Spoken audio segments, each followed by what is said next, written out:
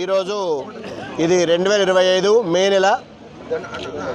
నెలలో ఈరోజు 12వ తేదీ సోమవారం అండి. ఈ సోమవారం పూట మనం జగిత్యాల జిల్లా కొండగట్టు దగ్గర ఉన్నాం. ఆంజనేయ స్వామి అనుగ్రహం చేత కొండగట్టు గిరి ప్రదక్షిణ ప్రారంభం చేసే భాగ్యం అనుగ్రహం మాకు లభించింది. మా పూర్వజన్మ సుకృతం అది. అలాంటి గిరి ప్రదక్షిణ ఇప్పుడు కొన్ని వేల మందితో మనం ఈరోజు 29వ గిరి ప్రదక్షిణ అండి. ఎంత ఆనందం అండి. మాకున్న పెద్ద అనుగ్రహం ఏంటంటే ఎక్కడ ఏ పుణ్యమకు కూడా చిన్నపాటి ఇబ్బంది కలగజేయకుండా ఆ అంజన మమ్మల్ని అనుగ్రహిస్తున్నాడు. ఇలాగే ఇక్కడ ఉన్న అందరూ కూడా అనుగ్రహించాలని చెప్పి మనస్ఫూర్తిగా కోరుతూ మనం గిరి ప్రదక్షిణ ప్రారంభం చేద్దాం.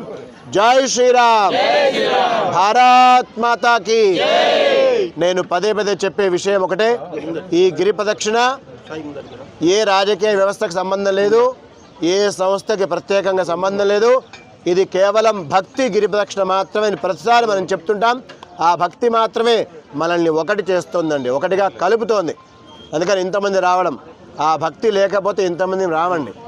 కాబట్టి ఈ గిరి ప్రదక్షిణ ఇంకెక్కువ సంఖ్యలో వచ్చే విధంగా మీరందరూ గట్టి ప్రయత్నం చేయాలి. అలాగే ఇప్పుడు పాకిస్తాన్ భారతదేశ యుద్ధం జరుగుతోంది. మన భారతదేశం ఖచ్చితంగా గెలుస్తుంది, సమస్య లేదు. అలాగే మన వచ్చే తరం సుఖము శాంతితో ఉండాలి. వాళ్ళ యొక్క టెర్రరిజం మాటికి ఏదో రావడం, ఏదో చేసి వెళ్ళిపోవడం ఇది పద్ధతిగా లేదు. కాబట్టి అంజన్ ఎట్లయితే వెళ్ళి తన తోకకి నిప్పు పెడితే కాల్చి వచ్చాడో అలా మన దేశ ప్రధాని అలా ఆ పని చేయాలి, అంజనలాగా పని చేయాలని చెప్పి మనస్ఫూర్తిగా మనం కోరుకుందాం. రాక్షసులు ఉంటారండి, దాంట్లో విభీషణులు అంటుంటే మంచోళ్ళు, అర్థమైందా? కానీ నేను మాత్రమే ఉండాలి, మిగతా అందరినీ చంపేస్తా అంటే కుదరదు కదా, అది పద్ధతి కూడా కాదు. మనం హిందువులు ఎంత బాగా అందరూ మంచి కోరుతాం. ఈ దేశంలో హిందువులు మాత్రమే బాగా ఉంటే మిగతాలందరూ సుఖంగా ఉంటారండి. ఒక ముస్లిమ్స్ ఉన్నారనుకోండి, వాళ్ళు కూడా సుఖంగా ఉండరండి. ఒక క్రిస్టియన్స్ ఉన్నారనుకోండి, వాళ్ళు సుఖంగా ఉండరండి. హిందువులు మాత్రమే సర్వే జనాః సుఖినో భవంతు అని కోరుతున్నారు. కాబట్టి మనం హిందువులం, అందరికీ బంధువులం. కేవలం హిందువే బంధువు కాదండి, హిందూ అందరికీ బంధువు. 100 మంది హిందువుల మధ్యలో ఒక ముస్లిం వ్యక్తి ఆనందంగా ఉంటాడండి, ఏమి ఇబ్బంది ఉండదు ఆయనకి.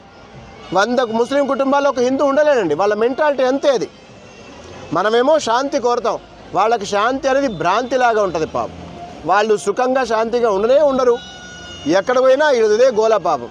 అందుకని మన చుట్టుపక్కల ముస్లిమ్స్ కూడా మనం పని కట్టుకొని కూర్చోబెట్టి చెప్పాలండి, బాబు మంచిగా ఉంటే మంచిది, మీరు మంచిగా లేరు మేము కూడా మంచిగా ఉండకుండా ఉండాల్సి వస్తుంది. ఇప్పుడు నరసింహస్వామి జయంతి నిన్న అయింది కదండి.